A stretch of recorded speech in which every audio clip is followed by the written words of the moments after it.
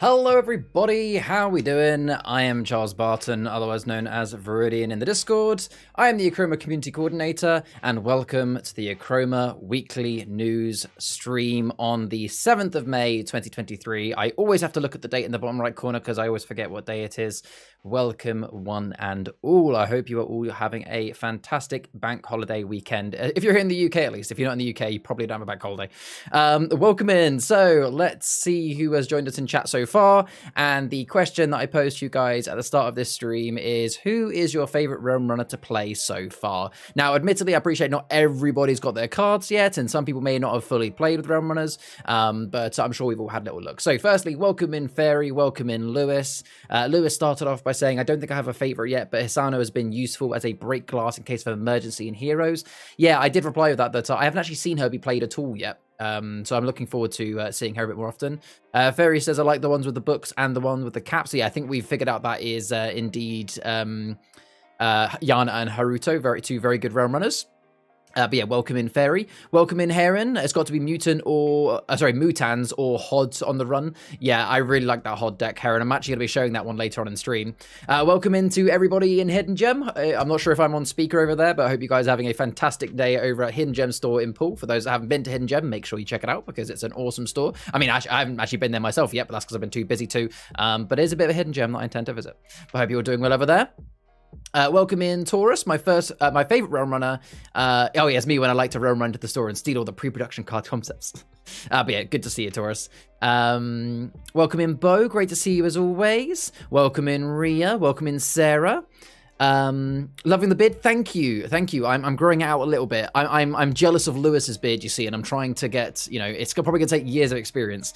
But yeah, I've been growing out a little bit. Welcome in Idol, Realm Runner. Haven't played enough of them being played. Yeah, actually, a lot of people have been playing the Rifts more. Yeah, you're right, Idol. Yeah, not too many people have actually been going straight to the Realm Runners. The Rifts have been good. Welcome in Milkshake. Great to see you, my dude. Realm Rifts. My face when Realm Runners form a band. Oh, yes, that'd be awesome. I get what you mean. Welcome in Tiggs. Great to see you as well. Welcome. Well, so for those that haven't been in the stream for a while, or maybe anyone is watching that is new, how our stream works is it has had a bit of a slight change. So we are going to, in a moment, start with the Achroma news, events, and previews, all in one little segment. Of which the big preview today is I'll just kind of signpost to it now. The big news and previews for today is we are going to be revealing what has happened to Curdle Hill. What is the fate of Curdle Hill since the event that has gone on for the last 4 weeks? I will explain all as we get there, but that's the big exciting thing today. We also then have the Realm Table, which is a community discussion. I've got a couple of guests on stream with me today, and we're going to be discussing the new Rise of the Realm Runner expansion pack and talk about how the early games have gone and our early opinions on certain cards. So we'll see how that goes. And then, as always, we like to wrap up the stream by shining some light on you guys in the community, showing all of the awesome things that you guys have made, Achroma related this week, of which we have got some good stuff. Welcome in Tati Von T, welcome in Rachel, pleasure to have you, and Jack, welcome in both. Those that know, Jack and Tati are the co-creators of Achroma and the masterminds behind the lore. Get Isadora in the Muon Trap now. Get to the clunker. Yeah, she's Isadora now as she joins the Curdle Cove. But yeah, so that is the plan for the stream. So let's get started. I'm Charles Barton. This is the Achroma Weekly News stream. Let's start with the Achroma news, events, and previews. So first on my list, as always, is we like to cover the news for the Kickstarter. So, just very quickly, I will mention that a few months ago, we had our very, very successful Kickstarter. And as always, I like to provide those that pledged with an update as to where are their current items that are being produced and sent out. So last week, we had the good news to say that all of the Rise of the Realm Runner full expansion packs had been sent out, and most people have now received those. A few, I think, are still on their way.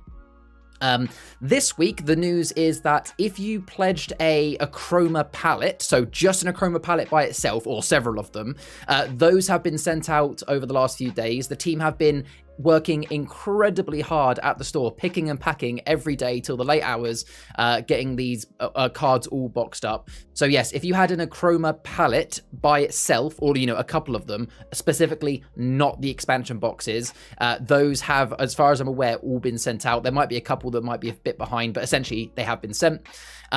Moving into next week, those that ordered an Achroma palette with an expansion box, those will be the next thing to be picked, packed, and sent out. So those should be sometime next week. And I think at that point, we're in a situation where all of the cards that have been pledged for should be out by that point. I believe the next step is to then start sending out the cards that have been pre-ordered for those that have done those in the last few weeks. But essentially, we're getting to the end now of all of the cards being sent out, which means that obviously we're going to be turning our attention to the other Kickstarter items like the TTRPG, which you guys have been so patient for the TTRPG. I know that we've been, it's almost been like, it's been around the corner for the last 5 weeks, but it really is, it's not too far off now. As soon as I have more updates of a more concrete date, I'll let you guys know, but it's not far. Thank you for being patient.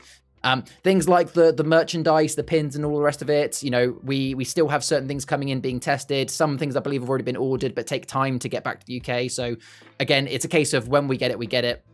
I'll keep you updated as the weeks go on, but we're aiming to get it all to you ASAP. So Jack says we picked 2,000 out of the 14,000 boxes. My lord, I both wish I was there to help you, and at the same time, don't envy. But no, you guys have been working incredibly hard, so thank you to everybody that has been working at the store. It has been crazy. Welcome in, Vortrack, actually making a live stream for a change. Hey, welcome in, good to see you, good to see you. But yeah, so that is the news on the Achroma Kickstarter updates. The next bit of news for you is the AchromaCast. So, for those that didn't see, we started it as of last week. What we're now doing is we're taking the audio from these streams and we are uploading them onto Spotify, Google Music, Google Podcasts, and Amazon Music. That's where they all currently are.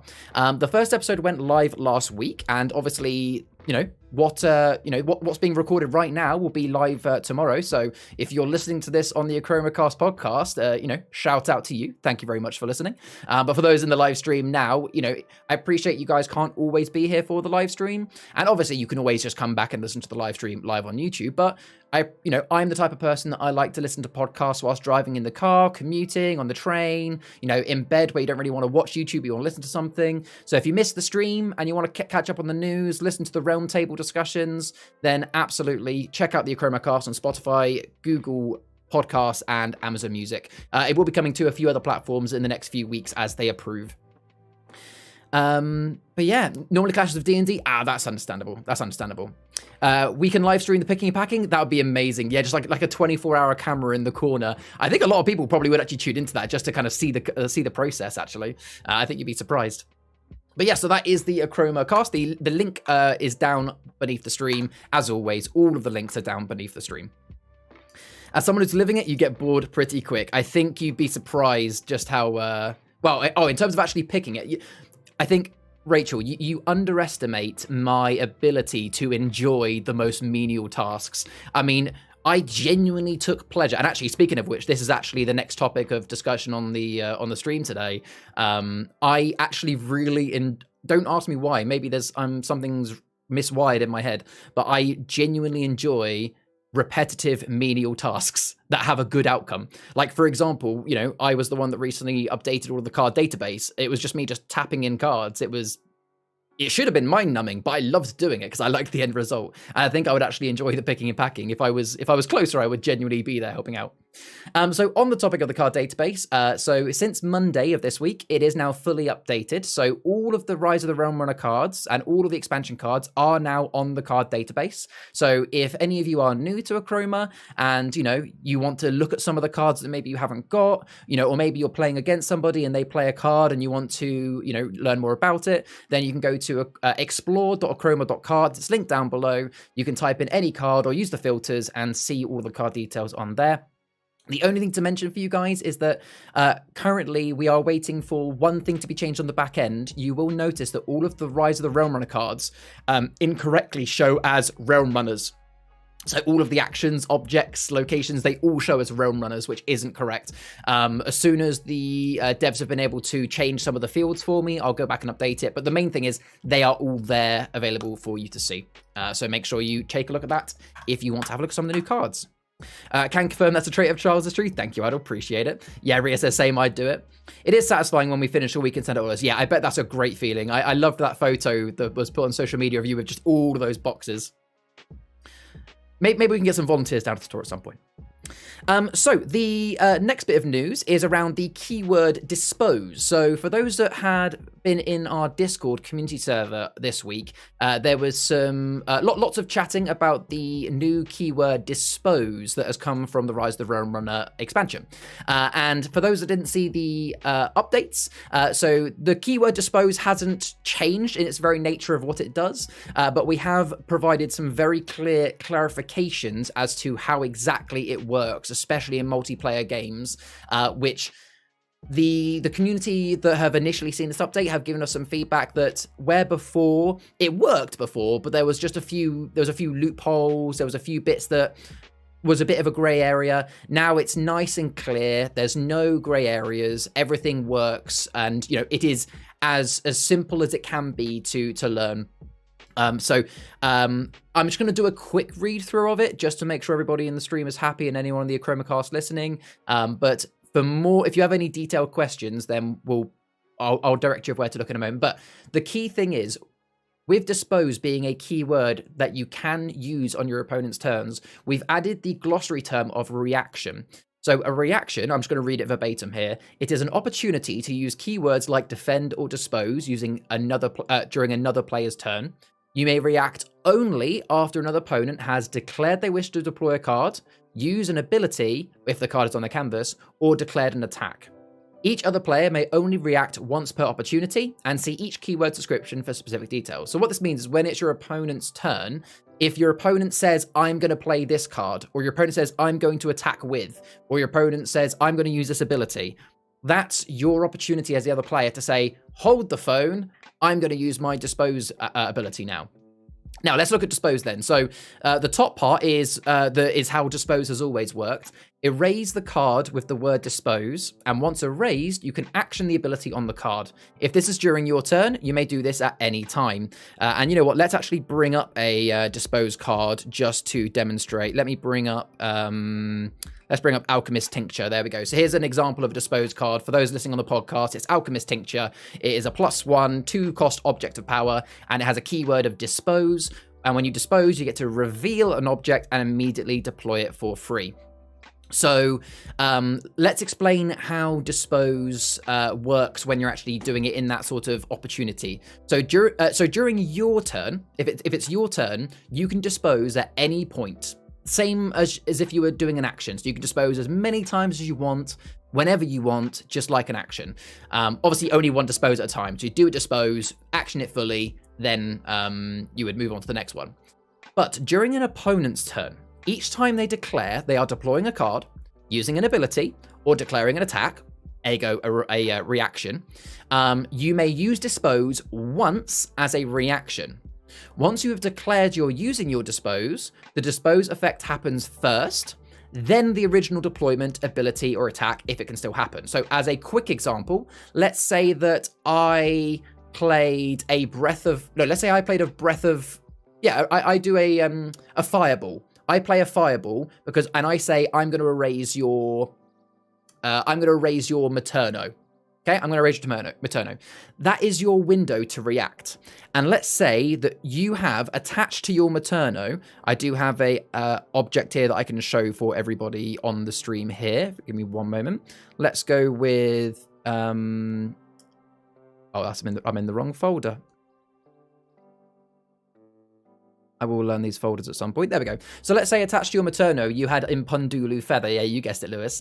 So Impundulu Feather is an object where when you dispose of it, all characters on your canvas have protection. So I've just played Fireball and targeted your Materno.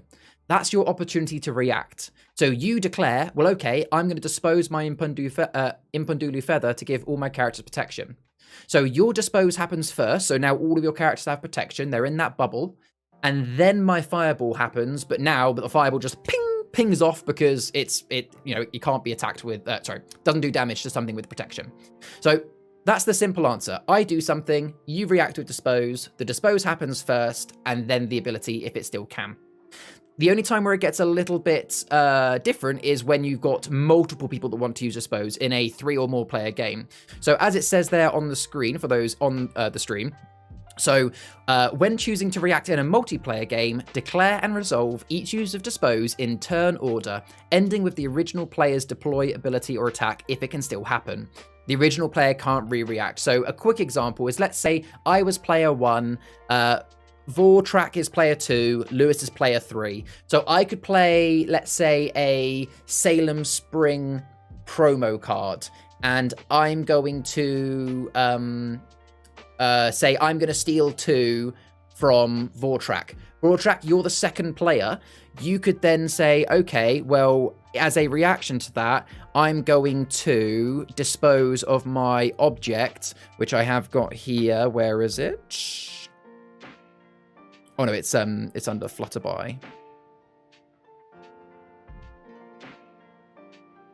I will learn these folders at some point. I only put them in the other day. There you go. You dispose of your Hawthorn to immediately prevent 3. Now that happened. So you dispose of your Hawthorn. You've now just prevented. You've got prevent 3 to the end of this turn. Then it's Lewis's opportunity to dispose. Let's say that Lewis has something which is. Let's say he has a squish bomb. Squish grenade, where when you dispose it, you can minus how many. You can minus depending on how many squish keywords are on your canvas. So he would then be able to steal those from you. That might get prevented by your 3 prevent, but then mine is the last ability to go off, which is the 2 steal. Essentially, you do it in turn order, in full, before moving to the next person. Yes, absolutely. We will definitely do a Dispose YouTube short ASAP so that people can see it in the app and on YouTube, as that it's always better to have a visual example. So you're not allowed to go back against your action. That is correct, Fairy. So if when you say I'm playing a fireball, you don't say I'm playing a fireball right now. Who am I going to target? You say I'm playing a fireball and I'm getting rid of that. You've got to declare what you're doing with that card. That's correct. Now, what I will say is, until we do have a video out, one thing I would recommend having a read of, folks, is linked down below is actually one of our fan-created news article websites called dracotemple.com, run by one of our community members called Echo. He worked really hard this week on an article all about the way Dispose has been clarified, and he's written loads of examples that have been verified by the core team. And it covers like all different types of examples. So I'd really recommend reading that article at some point, as that will give you a better insight as well. So that is Dispose clarified. If you have any questions, you can always ask me in the rules question of the Discord. But like we said, we are going to look to get some YouTube shorts up as well. But so far, the community seems to be really positive with this clarification. So that is good news to hear. Lewis said, I dispose your nightmares. You're no longer allowed to have them. Oh, I think that's actually very wholesome. Lovely. So, speaking of fan-made stuff, the next bit of news is just around the fan-made content policy. Now, this is something we've been meaning to bring out for a while, and to be very clear, we are bringing this out not because we don't intend to stop any creativity, but we just have to make sure it's controlled. So, as this game is growing nice and quickly, what we're also seeing is a load of you that are getting really creative and not only making your own fan-made content, but you're wanting to share that. People are making articles, people are making YouTube videos, people are doing short stories, people are obviously making fan art and all the rest of it. And we love that. To be very clear, please keep doing that. Make as much Achroma content as you want to. That's brilliant. All we had to do was just make sure that we had some T's and C's in there to make sure that for those that are using things like our official images and music and stuff like that, that everything is being used correctly and fairly. It is not a restrictive content policy. It's not saying you can't use our imagery. It's just making sure that, it's not being used incorrectly. So if you are somebody that is looking to make fan-made content, then give the article a read. It's linked down below, or you can find it under the resources section of our website, and it should be nice and clear. If you have any questions, speak to myself or any of the core team in the Discord. If you have I'm not sure if this is okay, and we'll happily answer. We'd rather you ask than make a mistake or not make the content when you actually could have done. So definitely check that out if you are a content creator. Yes, no, yeah. When it comes to drawings, like if you're just doing, hey, a drawing for the Discord, hey, look what I drew, fairy. That's fine. That doesn't even need to be covered under the content policy. It's more about content that people create and then actively share outside the community, like YouTube videos, articles, printing of cards, stuff like that. Idle. It's a shame as you can't take back an attack if the opponent defends your character. Yes. Now, when we play community games, Idle, a lot of people, when actually playing those community games, are quite nice. That if I go to attack and you're like, well, I'm going to defend, I might go, actually, I'm not going to attack then. And most of the time when we're playing community, people are like, okay, that's fine. But to be very clear, if an opponent has said they're going to attack and they forgot that you had a card that you can defend with, that's on them. You take the defense. So a few more bits of news. So firstly, just a quick reminder that we are currently doing the Achroma Salem Spring offer. So what this offer is if you purchase anything on our Achroma shop for £20 or more, you will receive a free Salem Spring limited edition promo card, provided that you spend that £20 before the 30th of June. It is while stocks last, because it is a limited edition promo card of 1,200 copies. However, we've still got plenty left for now, so no rush. And obviously, we do have our new release, The Conjuring of Curdle Cove, coming out very soon. And when that does come out, if you buy even just one box of that, then that's going to cover that Salem Spring. So you don't have to rush to the shop right now, but yeah, be aware, it is still currently active and will be till the end of June. Taurus in the chat says, community games are friendly, and especially right now, people are getting to grips with the new mechanics, so allowing duo is fine with the reason. Exactly. It's about knowing your opponent. A lot of the time when we play in the community, we're quite forgiving with those sort of things, but competition? Nah, you put your foot down. Okay, here's the bit you've all been waiting for then, folks. So, what we're about to do now is get this, we're going to get the first preview of the... I can't even get my words together. The first disclosure? No, that's the wrong word. I'm just going to say preview of the result of the Battle of Curdle Hill. So, hello, welcome, Wishwell Traders. I say we flatten Curdle Hill and build a parking lot over it. Oh, that is some fighting talk from the Wishwell Traders. Welcome in, pleasure to see you as always. It could be a bit hard to see the cards on camera as well. That is very true. So, yes. So for those that missed out on the Achroma event or didn't know what the Curdle Hill event was, so for 4 weeks, starting in April and ending at the end of April, we ran a Curse of Curdle Hill special event. And this ran for the whole 4 weeks, where every time you won a game of Achroma with Chroma, so getting up to 30 shards, you would get a win for Chroma. And every time you won a game by draining your opponents to 0, an Achrom win, you would get a point for Achrom. And at the end of the event, the winning side, Chroma or Achrom, would determine which side would win the battle for Curdle Hill. Is it going to be the occultists, or is it going to be the people fighting for Chroma, like the Von Ruthro and the Magus Elite? And we revealed the result of it last Sunday, which was indeed that Chroma was victorious. So well done to everyone that played Chroma in the event. So Chroma has won. That's we already knew that.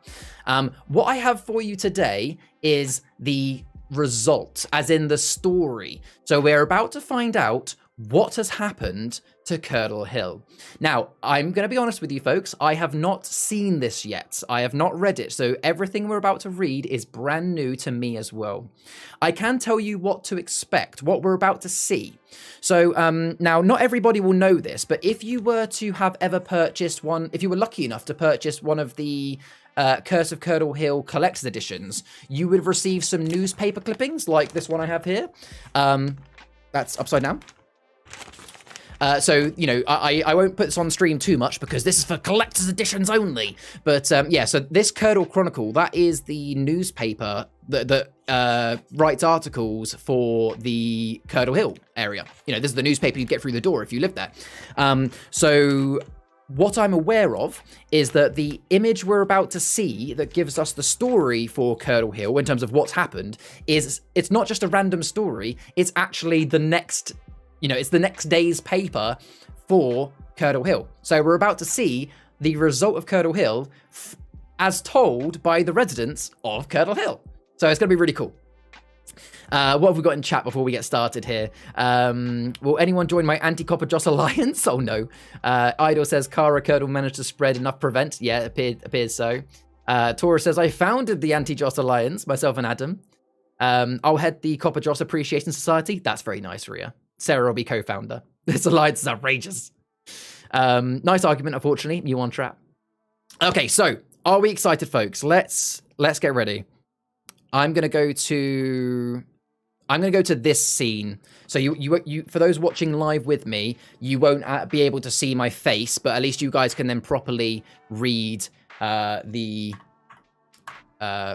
actual paper itself. Are we ready? So we're gonna react to the actual look of it, and then we're gonna start reading through it bit by bit. I'm gonna read it through nice and in my nicest presenter voice.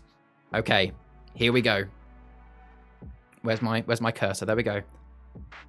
Okay, let me just full screen that. Okay, so the Curdle Chronicle updates from the Voice of Region, issue 182, and this came out on Tuesday, the 9th of May. Oh my gosh, we're in the it's from the future. I mean, I guess the whole point is this is an article that's going live in the next few days. We're getting like a pre-press version. So let's have a little read.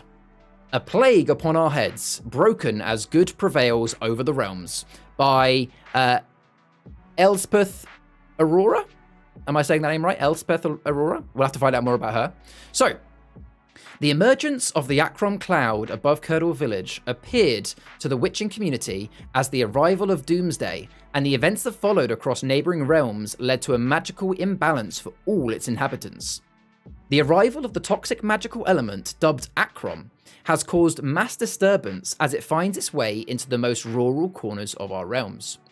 No one understands its origin or who's distributing Achrom, but it's of great concern as the chromatic shortage continues, leading those desperate for magical power to abuse the new substance that's rumoured to be available to anybody able to pay within the black markets of Ludlam. Okay. So maybe you could buy Achrom in Ludlam City. Interesting. The cloud has been of such concern, the Mage Elite were drafted in by the High Council. I know you're all seeing this line. I know you've all read it already. The Mage Elite were drafted by the High Coven to aid the witches and warlocks of Curdle Hill in this time of crisis. This led to the evacuation of many of the village and surrounding areas of Curdle Hill, whilst the magical informants conducted their investigations into those responsible for the ongoing fight. This morning, new information came to light, and we can confirm that at daybreak, there was a reported arrest of none other than Isadora Curdle, Curdle Hill's mayor and well-respected descendant of one of the oldest witching lineages in the area. The community are shocked and outraged over her alleged role in the misuse and distributions of Achrom within a malicious occultist coven, believed to be under her dark order. Oh, look! Pictured, Curdle's infamous dragon egg staff, now believed to be in the hands of her accomplices. So the accomplices managed to get hold of the dragon egg before she got arrested. Interesting. I wonder whether that's going to have any element to the if Drakes win next season. I wonder whether that have anything to do with it. Anyway, let's read this. Look at that photo, by the way, folks. That's really cool. Pictured, Murky Manor, home of the renowned mayor Isadora Curdle, and now Mage Elite custody. And that is, I believe, the Achrom. Well, it's some form of explosion coming out of it, really. I will catch up with chat once we've read it all. Let's keep reading.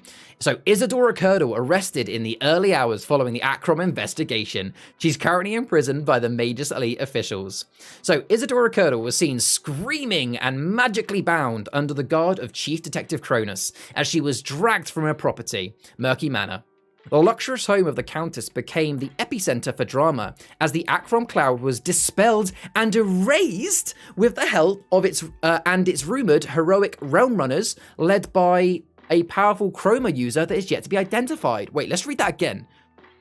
So the Achrom cloud has been dispelled and erased with the help of, as it is rumored, a realm runner.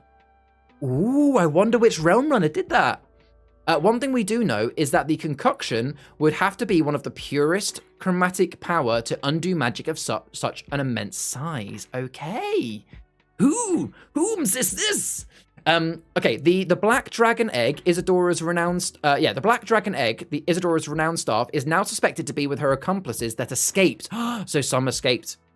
The egg is thought to be dangerous and afflicted with Achrom. Its recovery is of great importance, and the Mage's Elite are offering significant rewards to anyone with information on its location.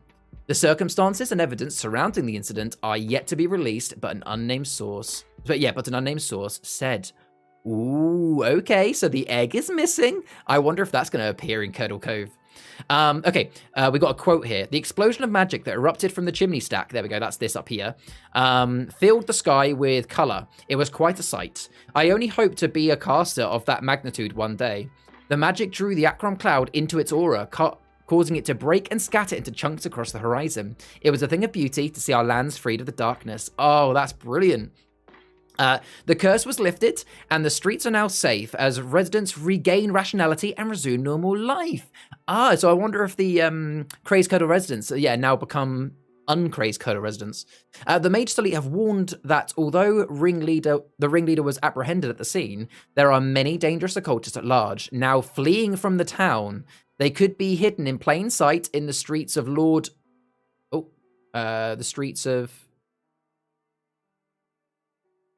Does that continue there? Or am I... I think that continues there. Is that the street name? Now fleeing the town, they could be hidden in plain sight in the streets of Lord Eldritch Willard, cousin to Isadora. No, that's a separate sentence. Where does that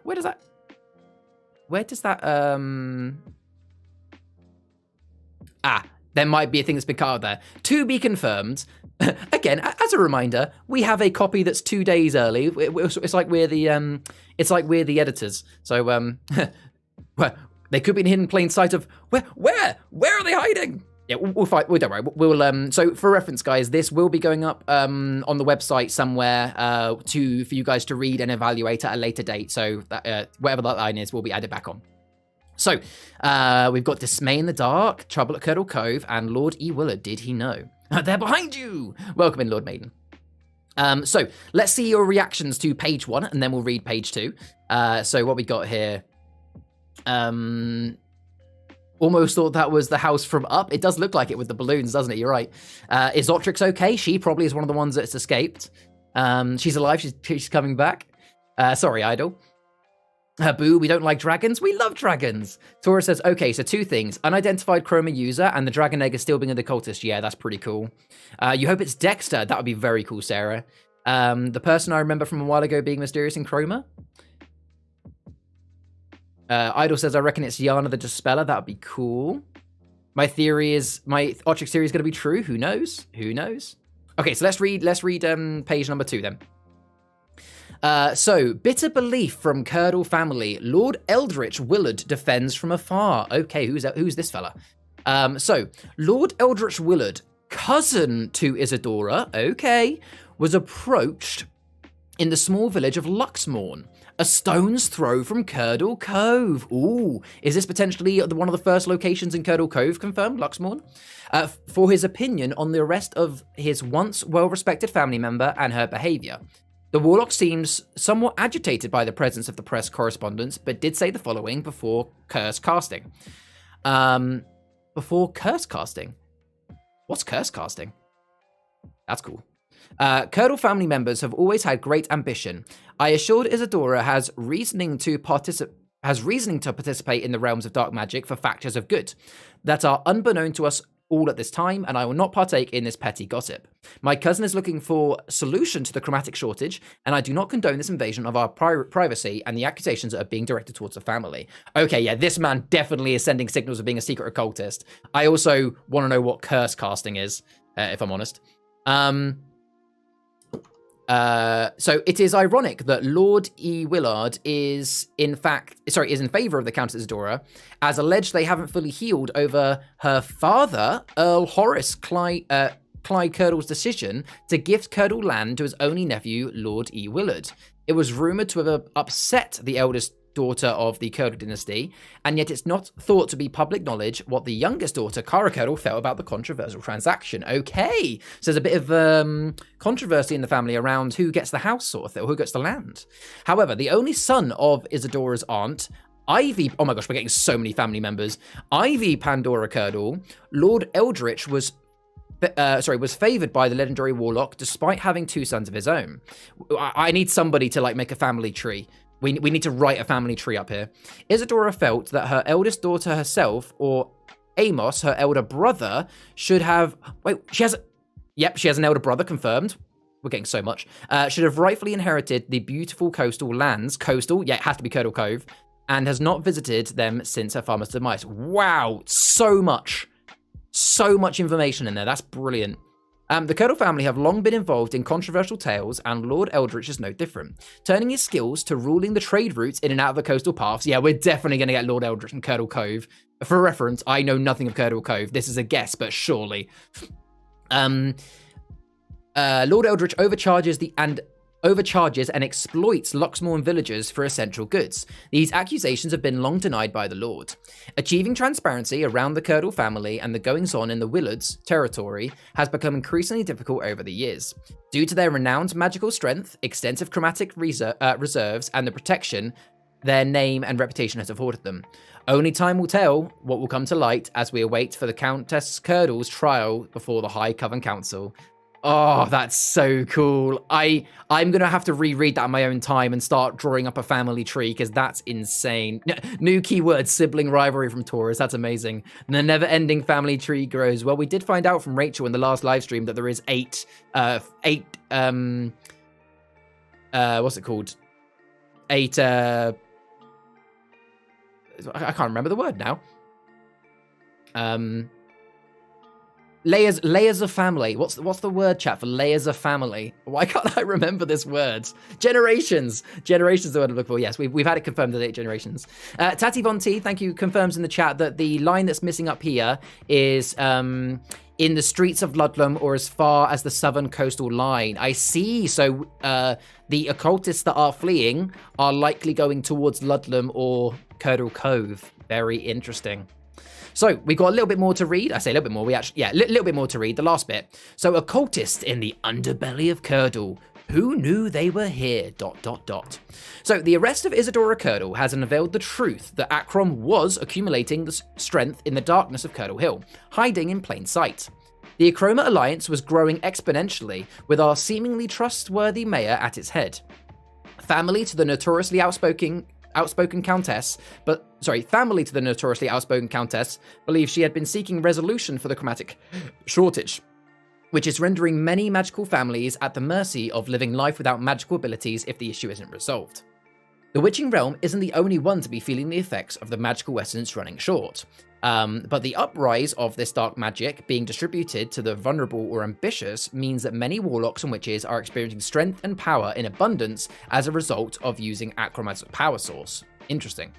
The High Coven Council urge everybody to avoid its side effects. Avoid it as side effects have not yet been determined, and any found using it will be arrested by the Magus Elite. Stay away from Achrom, kids. The Magus Elite have apprehended 3 occultists from Curdle Mine, but have unfortunately reason to believe that Countess' most influential and powerful coven members escaped undetected whilst the curse of Curdle Hill was being dispelled by a powerful chroma user. Okay, so 3 occultists have been arrested,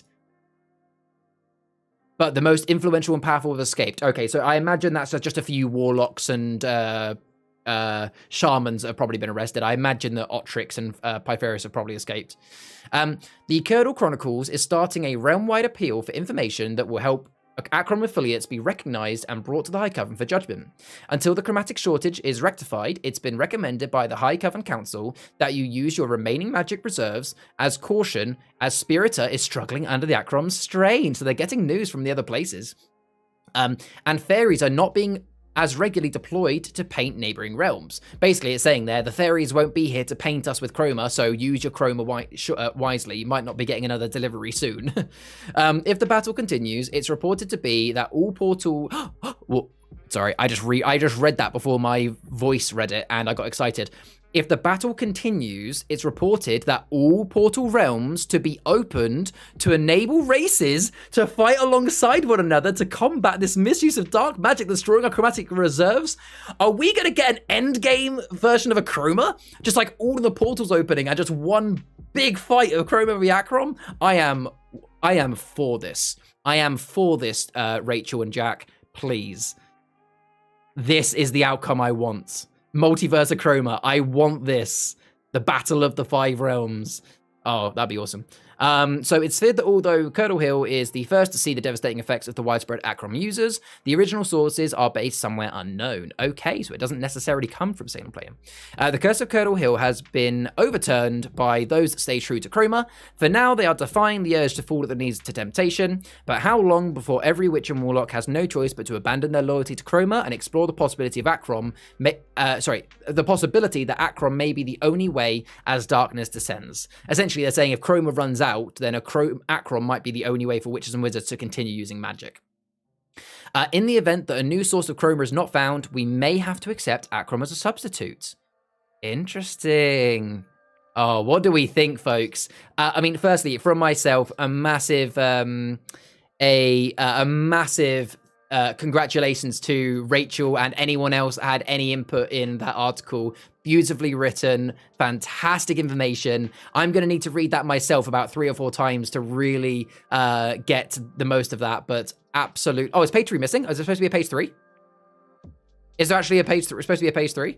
Oh, yeah, Trouble at Curdle Cove. Oh, yeah, I think we're not getting that today, Ria. I don't think we're getting that today. I think we're going to get that when Curdle Cove is ready to be pre-ordered, I believe, which is not today.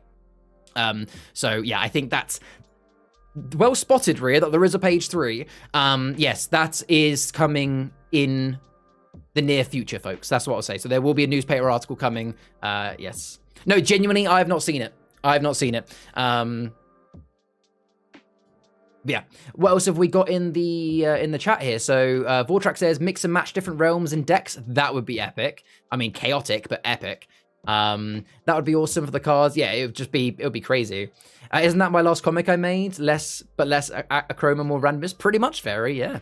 I'd imagine it might be limited in some way. Perhaps a primary realm with a fixed limited from another realm. Yeah, maybe something like that. But yeah, very cool. Well, again, that is amazing. I hope you guys enjoyed that. It will be available on... get rid of it now.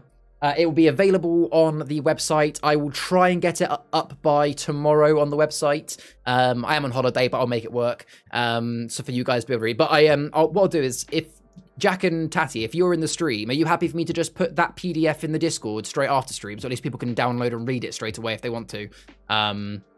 Or would you rather it just be on the website? Yeah, it's fine. I was just pointing out like a conspiracy theorist. No, that's fair enough.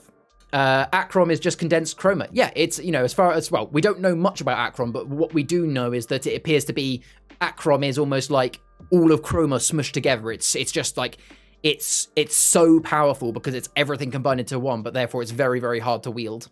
On the website. Nope, no worries. So it won't be in the Discord, folks, but I'll get it on the website ASAP. Jack, if you could just let me know in a DM whether that's my responsibility or whether you've already got someone on it. Otherwise, I'll get it done. Cool. So there we go. That is the preview. I hope you guys enjoyed it. So that is the Achroma news, events, and previews for this week. So we are a bit over delayed for the realm table, but we did expect that bit to extend. So what's going to happen now is we're going to have the realm table. This is a weekly segment of the stream where we get a few guests on the stream, which are normally community members, and today it is a couple of community members, and we have a bit of a 15-minute to 30-minute discussion on a particular topic of the week. So let's welcome in our guests. Let me just firstly make sure that they're actually ready. There we go. Welcome in to Hecate Joe and Lewis. How are we doing, folks? Hello. Hello. Nice to see you both. Thank you very much for joining me on stream today. So Lewis and Hecate Joe are both from the Discord community with me. So firstly, I'm just going to come to you guys first. Let's come to you first, Joe. What do you think of that article? So 2 major takeaways. 1, Eldritch Willard is a rad name, and like very much is in keeping with the kind of New England Cthulhu mythos families that I kind of think Curdle Cove might be aping. The other thing is something to think about when reading a newspaper that determines world building, is that we are seeing that world building from the lens of the author. There was a line in the third one that made talking about like, oh, we'll just have to adapt to using Achroma as our natural magic. That makes me think that I think it's Elsbeth Aurora might be working at cross purposes if you are like Chroma's superiority. You're absolutely right. Yeah, let's not forget about the fact that has been written by a Curdle resident, and they could themselves actually be influenced by the occultists. Interesting take, Joe. What do you think, Lewis? Yeah, it's really interesting. There's definitely a lot to process. I think Isadora's story definitely isn't over. I think the fact she's been captured, not killed, suggests that she might escape in the future in some way. And yeah, it certainly seems like maybe the Curdle Cove story is going to revolve around what's happening with this house and this land out there and this guy that's blocking the trade routes, etc. Yeah, I definitely think that we've had some sneak peeks of Cove in there. Like it's almost like surely these characters and locations that have been spoken about there have to be in Curdle Cove, right? We had that, Luxem? Is it Luxem's town we saw? I already forget the name of it now. But I don't remember how far in the future they said Curdle Cove took place, so it might be their descendants, but yeah. Yeah. So, I was about to go on to a point that I for those who don't know, actually, coming up very soon is I have recorded a video with Rachel to cover some more Curdle Hill lore whilst it's currently the Curdle season. I was about to start talking about a point, realizing that, hold on, the community don't know about this yet, but a little spoiler alert, a video is coming out in the next few weeks with that, so it'll be interesting. Tati said, all press is censored. We only read what we're allowed to read. Yeah, you're on the money there, Joe. On the money. I'd be interested to know, do you reckon we're going to get more like stories about Isadora's trial, or do you reckon that's going to be, I don't know, like the procedural like in the wild world of Achroma that we have all this animation, like the procedural going into the trial, all that sort of thing would be fascinating, because like there seems to be a sort of party line with that family of like, we're just doing it to do this. So it's interesting to see like any character witnesses or that sort of thing that like maybe are not on the level of like how much that would reveal. Yeah, I hope that we get more I hope we get more Curdle short stories. I keep wanting to say Curdle Cove. Yeah, I hope we get like a little bit more. Like, I know this is the end, but like there's so much just in the fact that Isadora is only arrested that there's so many ways that you can go with that. I mean, I feel like as well. Sorry. No. The Magus Elite might be quite secretive about the trial and maybe wouldn't reveal too much stuff about it. So it might just be when you get a bit of information and not the whole story as well. Yeah, very true. Well, I know that obviously Tati, for those that know, Tati Von T in the stream, who is Rachel Constantine, who's one of the Achroma co-creators, she's the one that's been the mastermind for most if not all of the lore. I appreciate Jack's done a lot of it as well. And from speaking to her the other day, if people didn't already know, Curse of Curdle Hill and just the Salem Planum in general is Tati Von T's baby. Like, she loves writing content for this. So I think if the community want more, I have no doubt that she is going to want to give us more. So I hope we do get more in the future. So let's move to what we're going to discuss. I mean, if you guys have any other things to say about that article, then feel free to bring it back anyway. So what we're going to discuss on this week's discussion around the realm table is all around the Rise of the Realm expansion, because it's come out this week. Most of us have got our cards, and you two have come on stream specifically because I know you do have your cards and have played some games. So really, it's just going to be a bit of a casual conversation, and I encourage anybody that's in the chat now to get involved as well. And I'll make sure to keep reading out the comments and really just to chat about what are, as players, myself included, as players, what's our early feeling? How are we enjoying them? Is it how are you finding the new cards? So Lewis, let's start with you. What's your initial reaction to Rise of the Realm so far? Yeah, it's been really fun. It's definitely brought a bit of life back into the game as well. A lot of fun new interactions. And it's also made some decks that weren't viable before now very good. Like, I'd argue before, Hexclunker was not a very good deck. Now it is a very strong deck. Yeah, exactly. And I'll if I just go back to this screen here, one card specifically that point you just mentioned about some cards now being like better than others, or sorry, now they are better. The card that I found yesterday that I was just so happy to be better is, and I will find it in my little thing, is Ritual of Knowledge. Is that a common or uncommon? I can't remember now. Oh, I can't remember. I think it's an uncommon actually. Nope, it must be a common. Where is it?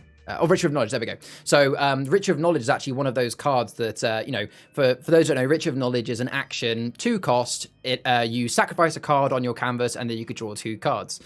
Before Rise of the Realm Runners came out, I'll be honest, no one really played this card at all, not even for trade value, because if you're going to be sacrificing a card and playing that card, all you're really doing is getting rid of 2 cards to draw 2 cards. But you could argue, why would you not have just put the better 2 cards in the deck in the first place? But now, with some of the new sacrifice cards we've got, like, for example, if I now go into, let's talk about, is it Ancient Rituals? Yes. No, not that one. No, I want the object, Sacrificial Uvu. So there are now cards that are much more wanting to be sacrificed. So Sacrificial Uvu, if this card is used for sacrifice, you may use the sacrifice ability twice. So you sacrifice that with your Ritual of Knowledge, and now you get to draw 4 cards. There's just, going off your point there, Lewis, that, there are certain cards that just now are so much more viable than they weren't before. Yeah. Joe, what do you think so far? So far, I think like one of my main takeaways is the kind of discrepancy in what each of the realms now has access to. Like there are some realms that have a lot more like just immediate control of erase a card, erase a character, and then adding a couple to the ones that didn't really have it, as well as giving like weird alternates to like proper removal. Things like attaching objects' power to cards that make them not attack, not gain, or even like make them suffer for just existing on the board. Like has this kind of alternate playstyle to just like playing I erase this card that some realms didn't really have access to. I also think that similar to what we talked about, like a lot of cards have gained in value, things like removal of objects. I don't know how many people played those cards. Like, I think it's Mystic Malfunction and Dismantle. I don't know how many people played those cards, but now I feel like they're almost a necessity. I agree. No, absolutely. And it's you made a comment that I was going to make a point of that. So obviously we changed the rules back in January to now mean that you can play objects of power onto other people's canvases. And now it's so clear with these new cards why they brought that change in. And it's just such a more fun play style. Just want to quickly catch up with the chat a little bit, and I'll come back to you, Lewis. So, yes, Rachel did say, so greedy for lore with the crying emoji. I'll give you more. So, okay, we hopefully will get some more lore. Ria says, can't blame us. The story is amazing, Rach. Vortex said that'd be a great way to do world buildings, almost have live snippets via the website or Discord, converting events as such as the trial. That'd be cool as well. Jack also said the Mage Fleet Constables are on the beat back in Ludlam. The only best detectives get sent out. Yeah, absolutely. And Ria says Cronus is essentially the head of the organization since she's the best. Yeah, she's the best. So Lewis, come back to you. So what from your initial like games that you've been playing, so what have you had any particularly fun interactions, any cards that you just keep coming back to? I mean, for me, the card I keep going back to is Sintamani Stone. I can't build a deck without putting that in it because I think it is probably the best card printed in Achroma, full stop.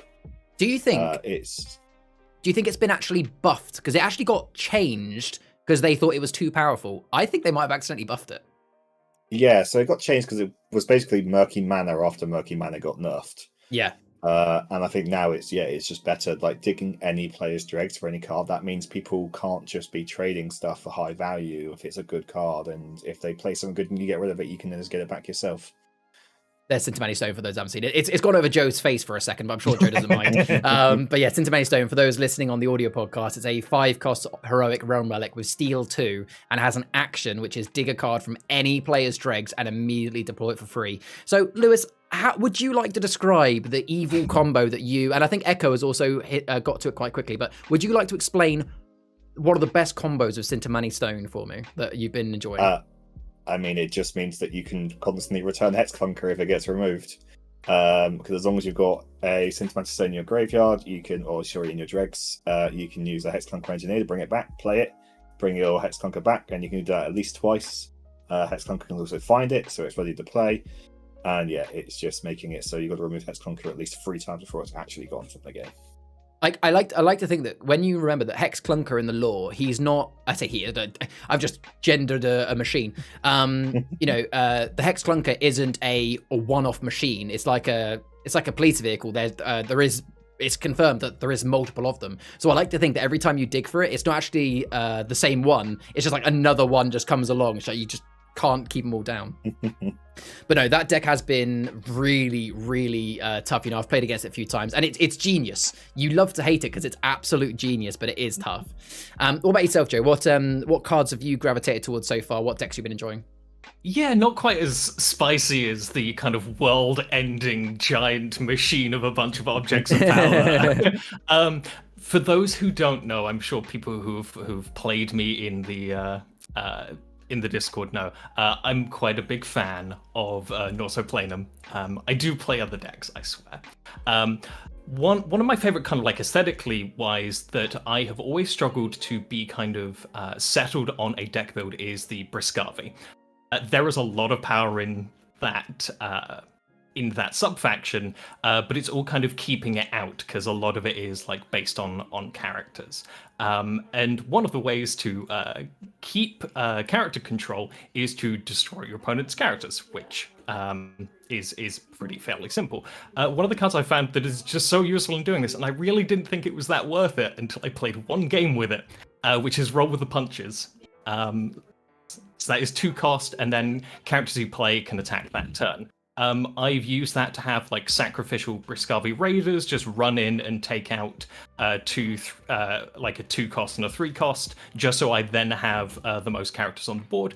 I've also used it in conjunction with Cave Spider to like have a weird 3 cost removal combo.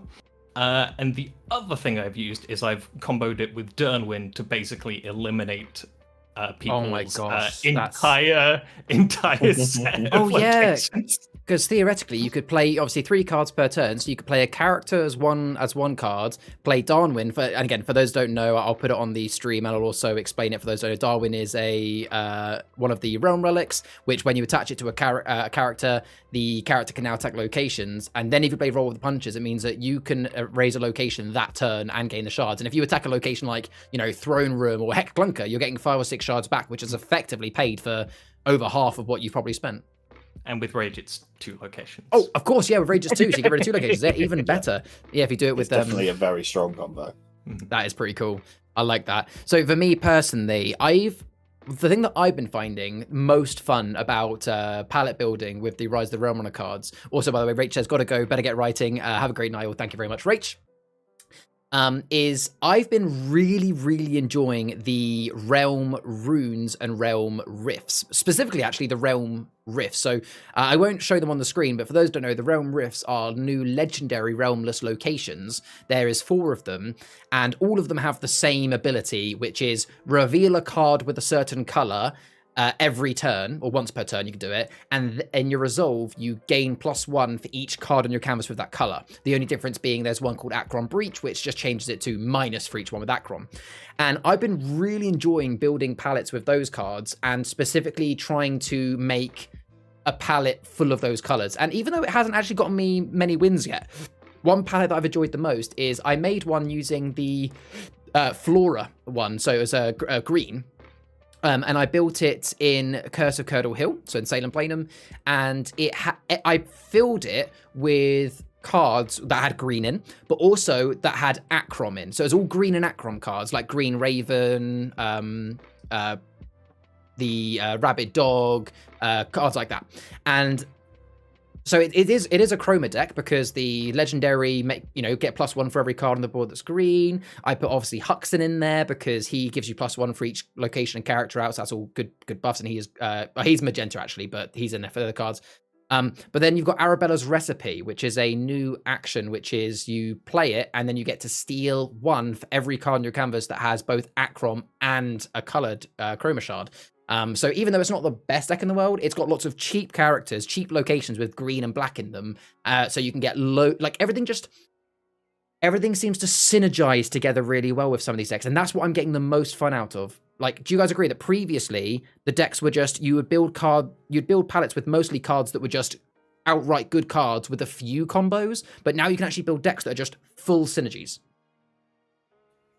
Yeah, very much so. I mean, Akron Breach has been great in Pixies as well. It gives Pixies one of the things it struggled most with, which was card draw.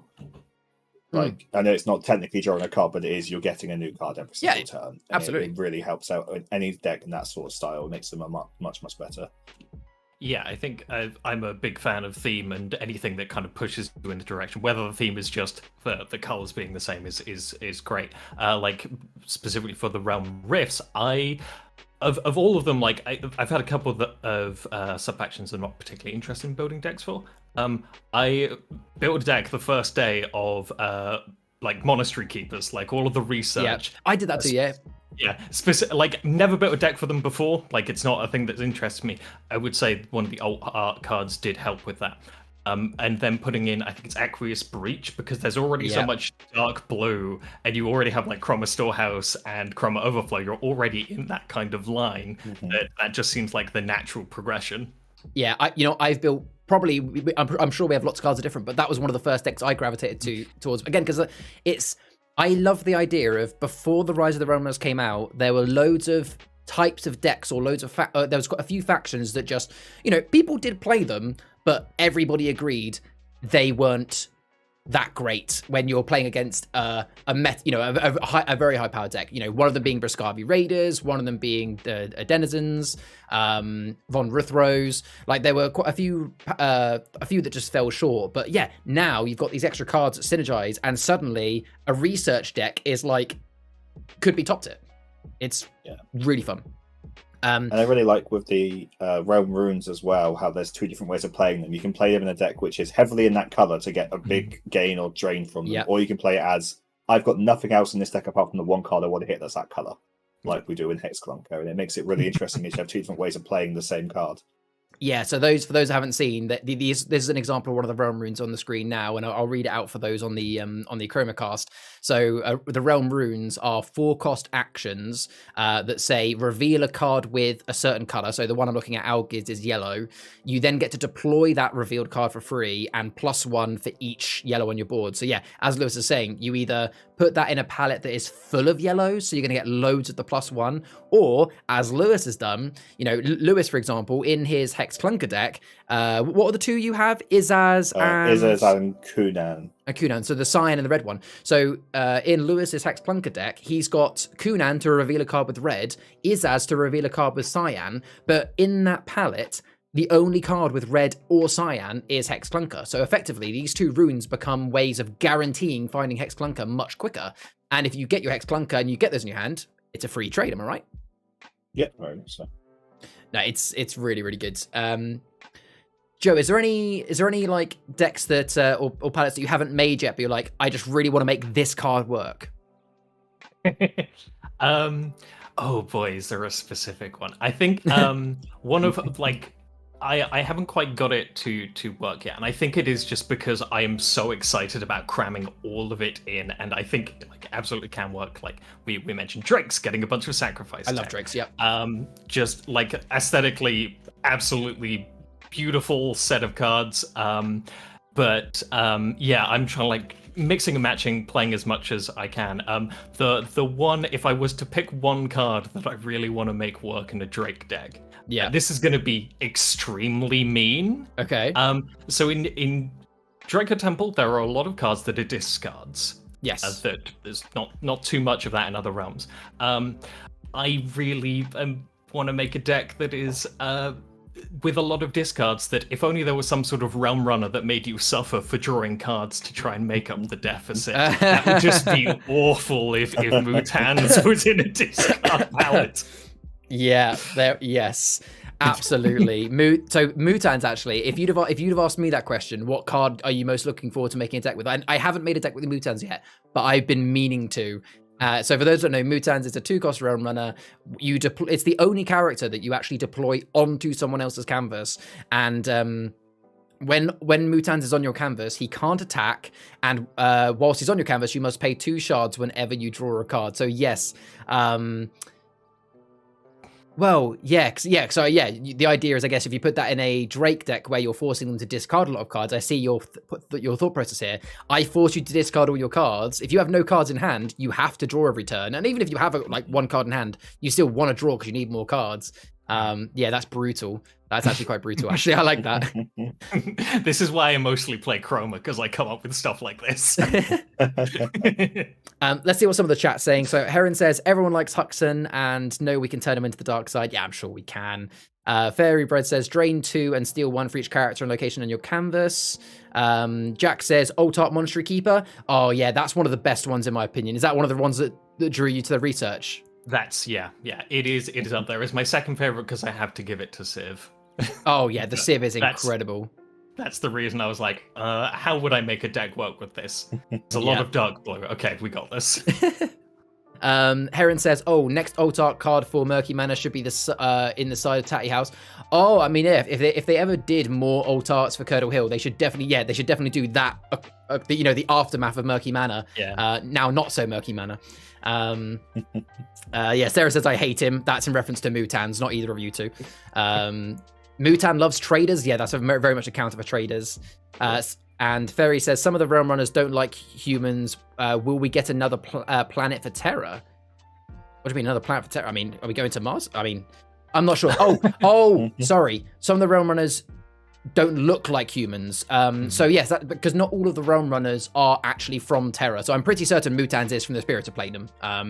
They are the realm runners are just I mean, actually, when you actually look at all the realm runners, I'll bring some of them up on screen. I don't know the lore, so this isn't me confirming this, but I'm pretty certain all of the kids that are realm runners are from Terra.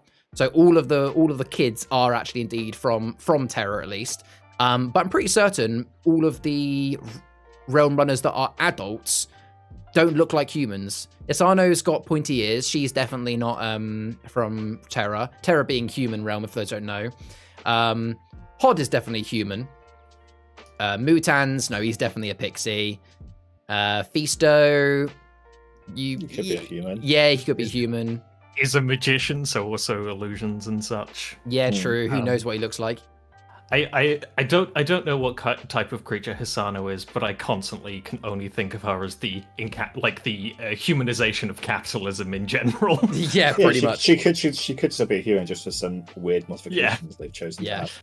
Like, we don't know the effects of Achroma on humans. No. That's very true. Terra. Yeah, that work differently for other people. Because it's been discussed before, and I still don't have like an official answer for it. That like Achrom presents itself in different forms in different realms. So like it's been kind of slightly teased, I think, of like how it actually appears in the Terra realm. But yeah, it's a good point actually. Is how does it affect humans? Jack, looks like Jack is hinting. Oh, go ahead. Yeah, no, yeah. That Mutan, Hisano, Hod, and Fisto can be found in Terra, looking slightly different. Okay, right. So they are from and or in Terra, but they look different. Okay.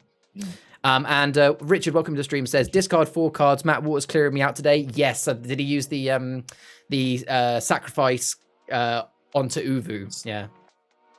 You hit that one, Joe. Yeah. So, question for you both then. We'll come to you first, Lewis.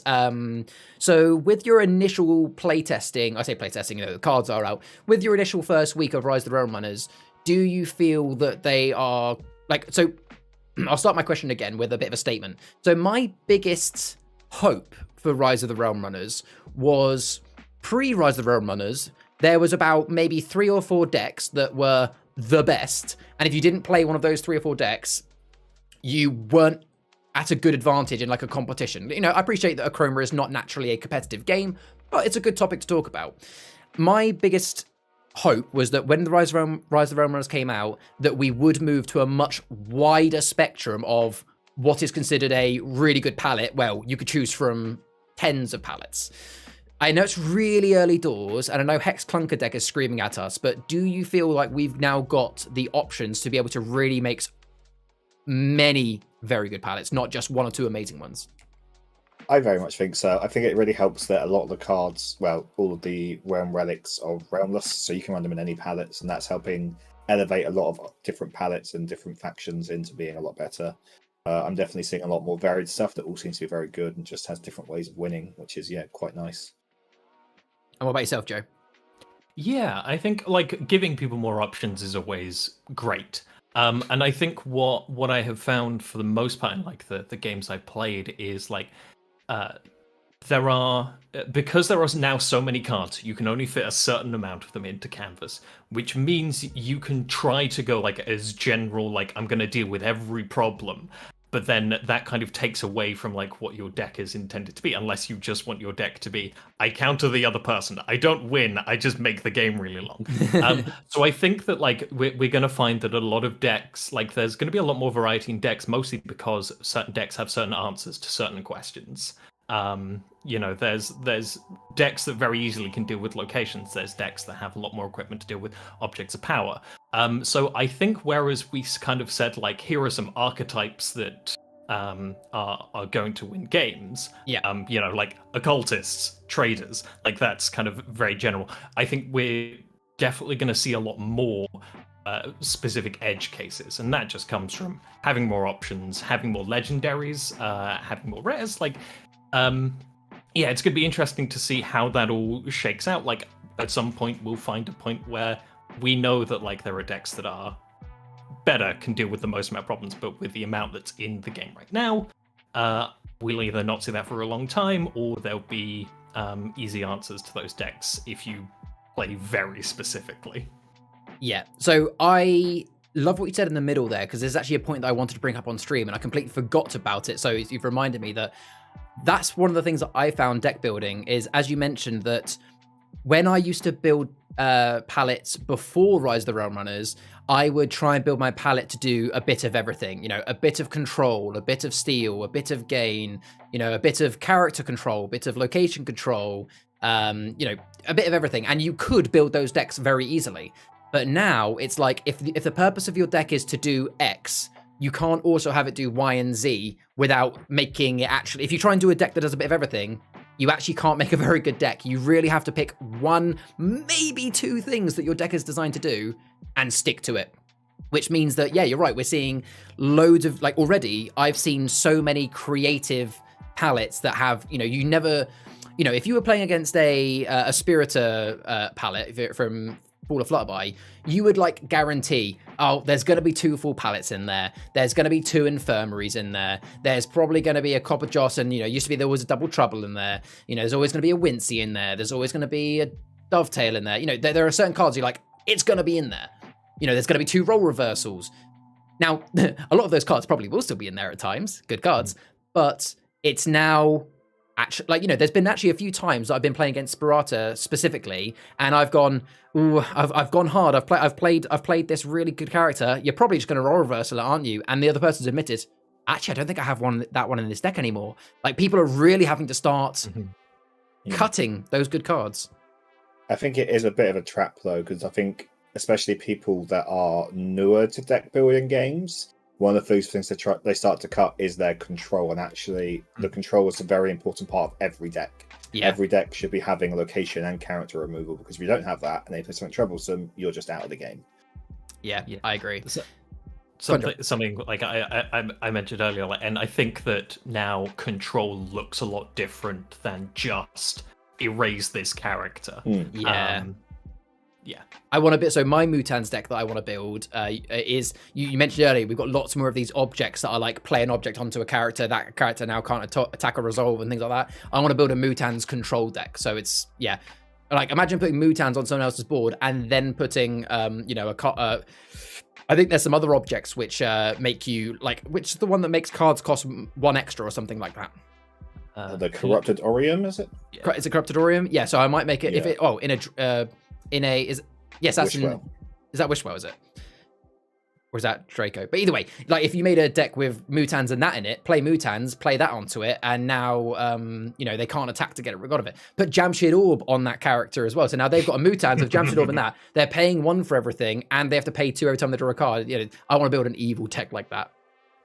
Yeah, that's actually like that thought process is another card that I was like, okay, I can kind of see where this will be good. Oh no. Joe looks like he's frozen, about to sneeze.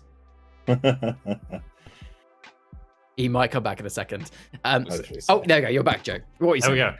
Reforge. It's very useful. Oh, yes. I actually got loads of play out of Reforge the other day. And actually, something I completely forgot about Reforge is that Reforge, for those who don't know, is a card which is 1 cost. It's an action. You reveal an object, and then you may remove an object from any character and replace it with the object you've just revealed. But I didn't realize that the card says you may. So it actually just becomes a 1-shard reveal an object, which is already brilliant. And I used it the other day, actually. I had my Astrid out. It was in a community game, which... a bit of a teaser. We have a video coming out next Friday, which is the first ever Achroma community game, and that game has an example in that I get to use Reforge to erase a contaminated belt that was put on my Astrid to then replace it with, I think I replaced it with a Darwin or something like that. It was brilliant. Milkshake brings up a good point, actually, that I want to discuss for the last few minutes that we will talk, because I'm pretty sure we're getting close to half an hour. So Milkshake says, I made a Heroes deck on the sole purpose of just being annoying other players. And actually, that's a good... and Jack's come on to Heroes as well, saying, I hope Heroes will encourage players to try out some more card options in the 40-card palette. We're working on a Realm Runner hero abilities next week. Oh, that's great to hear. Thank you, Jack.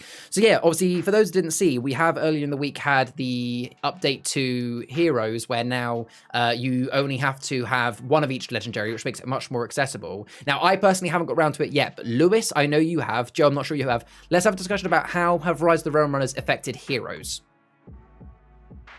I mean, yeah, first of all, it seems there's a lot more interest in playing Heroes now, which has been really good.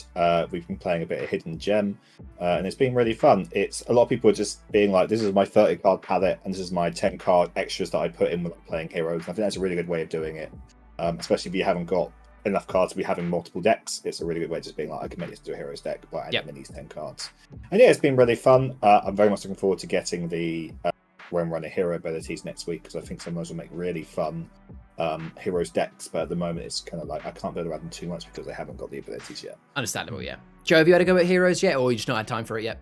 So I've built some decks. Again, like the more variety that we have, it solves a problem for me specifically. Going back to Briscavi, in that the rares, I can have all of the rares. There are so many rares that I need.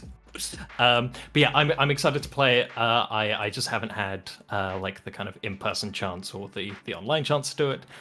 We'll see. I'm hoping that'll change fairly quickly. Definitely. Well, I think what's really positive to see is that the amount of people that I've seen that have now said, I have built a Heroes deck, is significantly higher than it was before. So I think there's going to be lots of people trying it out. And I will say that as a bit of a plug quickly, for those who don't know, we are now running a Achroma community game sessions in the Discord, which is linked down below, every Wednesday from 6 p.m. till 9 p.m. UK time. And I have said that we are going to mix it up where, like, 1 week we might do Canvas games, the next week we might do Heroes games. Last week was Canvas. I don't know if this week is going to be Heroes yet. I haven't decided, but hopefully we'll get like some proper Heroes nights. Should be good fun. Well, Ferrybread says, opponent plays Vossel Taurus, me plays Hostile Takeover, then do that Votrix. Very nice. And Heron says, yeah, very good game. Can't wait to see the magic you do with the video. The game from the one that's going to be on YouTube. Yeah, very true. So let's start to wrap up then. So come to you first. I'll go to Joe first. I went to Lewis last time. So what would be like your summary of how have you found Rise of the Realm Runners in its first week? You overall enjoying it? Oh, absolutely. It's given me a lot to think about deck construction. We didn't really talk about reveal, but that's also an interesting way to build decks of like, what do you want? It's like, really, I wasn't bored of Achroma. Like I was playing enough that I was like very happy and like kind of figuring out all the stuff I haven't played. And now it's just blown it all the way open of absolutely. There's so much I can do now. Yeah, because we hadn't. It's to be honest, for those that have been in the community for a while, we hadn't actually had a new release of cards since October, which was Wishwell. So it had been a good almost 6 months by the time we got our cards. So yeah, it's right to say that although you were right that we weren't necessarily bored, it was getting to the point where it's like, what other decks could I build? But no, very good point. Thank you, Joe. And what about yourself, Lewis? So as a bit of a summary from yourself, how have you found Rise of Realm Runner's first week? Yeah, it's been really interesting. It's been really fun getting the new card. It definitely had a bit of a rocky start with Dispose, but It's good to see that got there in the end. The guys have been working on it, listening to feedback, and we got to a fairly good scenario in the end. So, but yeah, other than that, it's been great. It's brought a nice new pace to decks, and because I only started playing Achroma just as the Kickstarter began. So I built a couple of decks, and I was like, I could build more decks, but I might as well wait for the next. You've been waiting for a while. I've been waiting for these cards so I can start having some fun with deck crafting. Awesome. Well, thank you both for joining me on the stream today and having a chat about Rise of the Realm Runners. I hope you guys have enjoyed listening to me, Joe, and Lewis natter on about it. And I wouldn't be doing my job if I didn't promote it. So if you guys want to actually have a look at purchasing Rise of the Realm Runner cards, the link down below is to Achroma.cards. You can pre-order the expansion boxes on our website. And although it says pre-order, we are actually starting to send those out pretty quickly. So it's not have to wait long. But yeah, Joe and Lewis, thank you very much for joining me, guys. I will see you guys in the Discord at some point playing some games, but otherwise, see you in the next one, guys. Cheers. Have a good evening. Bye. And I will jump out of the Discord. That way you don't accidentally stay in, and I'll remove the temptation and I'll just jump out. There we go. Okay, so thank you very much to Joe and Lewis for joining me there. If you guys want to join me at the Realm table for a community discussion, then I normally put out an announcement in the Discord midweek asking for any guests to join me for the next Sunday. So if you want to join me next Sunday, then check out the announcements mid next week and see if you wish to do so. But thank you for those that were chatting away with me, Lewis and Joe there. So the last little bit of this stream for the last few minutes is we like to shine the light onto you guys in the community to see what you guys have been creating. So let's see what we've got here in my barrel of fun this week. So first things first, we have Pim the Imp. So I love this drawing. So this is actually Lewis's partner, Kaz. So they have been doing a alpha test of the TTRPG over at Hidden Gem with Hen. And one of the characters that Kaz made was Pim the Imp. And this is her character drawn. I think that's Von Rithrow House in the background, because I think they are in Salem Planum for their campaign. And yeah, you know what? It would make a great pin badge, wouldn't it? Obviously, this has been drawn by Kaz as well. So very, very talented. I love it. I cannot wait to hear stories of Pim the Imp and how they've actually done in the TTRPG. But it just goes to show how, like with any RPG, you can take even the simplest of characters, a little imp, and turn it into a brand new personality. So thank you very much, Kaz, for sharing this one this week. And well done for drawing it. It looks beautiful. And we cannot wait to hear all the tales of Pim the Imp as we go on. Imp is absolutely the best character. That hat, though, is so cute. It really is. I want to know more about the hat. Is that the Realm Relic that they have? I'm not sure, but it's very, very cool. The next thing is Fairy Bread. So if you were in the stream last week, we mentioned that that is Pim's Relic. Oh, that's awesome. Last week, we were talking on the stream in the Realm Table segment about other potential game modes for Achroma they could make. And right at the end, we got into the funny topic of what if there was some form of like Achroma Mario Kart? And we were saying things like bananas would be Muon traps, chromatic extinction would be like the electrocution, blue shell would be, what did we say? I can't remember now. But we said, somebody needs to now go and draw that. So Fairy Bread went and drew it for us. So we've got the Achroma Splat Race in Salem Scrabble. I like the fact you actually changed the words. You didn't just write Mario Kart. Good way to avoid copyright. So we can see here that Detective Cronus is riding a Hex Clunker on wheels. That is obviously the cart that she's riding on. Clearly, this track is outside Ludlam City. She's holding a Muon trap ready to throw it out the back. And I have no idea who that is, but that's awesome anyway. So yeah, beautifully drawn. It's in the design of like the Nintendo Switch game. So very amazing stuff, mate. And if the team were ever to make some form of a Chroma splat race, then I'm gonna put my vote that becomes the cover of the game, because that's awesome. But a fantastic drawing, mate. Rich says, love that. I mean, oh, you're in the background flying off in a Delilah's cauldron. Oh, that's fantastic. But I just noticed there's a couple of fairies holding up the side as well.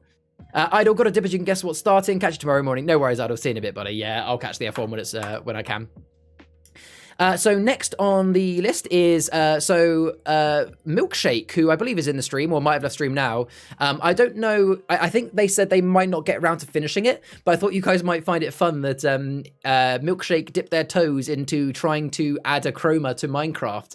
Now, they did put some videos in the Discord, which you can go and check out in the fan content channel. I couldn't play them on stream today, but he had been working on actually a way of drawing cards in the game, and a way of like managing your shards as well. I think he said it was a bit too complicated to actually finish, but it was the fact that, hey, Spiral Tratorius has realm jumped into the Minecraft, which is just hilarious. So I wanted to show that on stream. Well done, Milkshake, for having a bit of creativity there with that.